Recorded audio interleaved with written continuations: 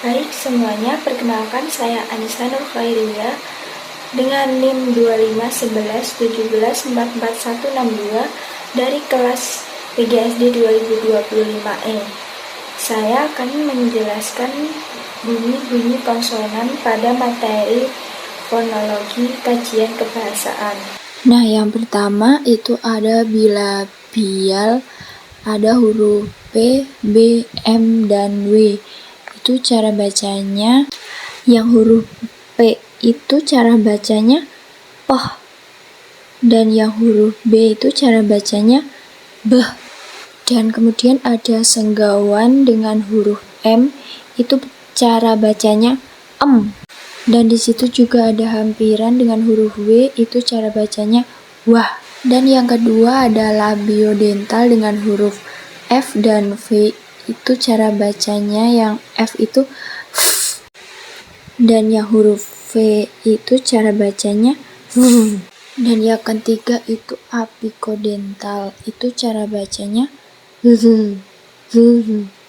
Itu lidahnya di belakang gigi. Nah, yang keempat itu ada laminoal veolar, itu ada huruf T, D, C, Z, N, R, L.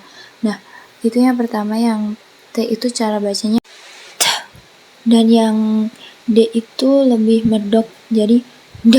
Dan selanjutnya ada S dan Z, itu yang S itu dibaca S, jadi mendesis kayak ular, dan yang Z itu lebih berat kayak Z.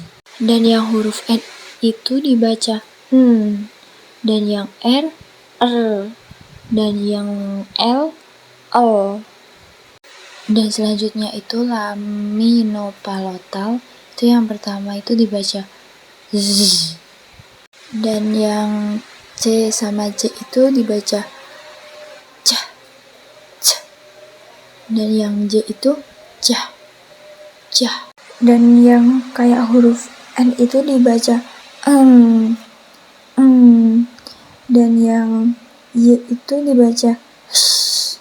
Dan yang keenam ada dorsovelar, itu ada huruf K, G, H, dan huruf menyerupai G, itu yang K itu dibaca K, dan yang G itu dibaca G. Dan yang mirip dengan huruf X itu dibaca loh, dan yang mirip angka 9 itu diucapkan jah. Ada faringal, ada huruf H, itu dibaca H. Dan yang terakhir itu o.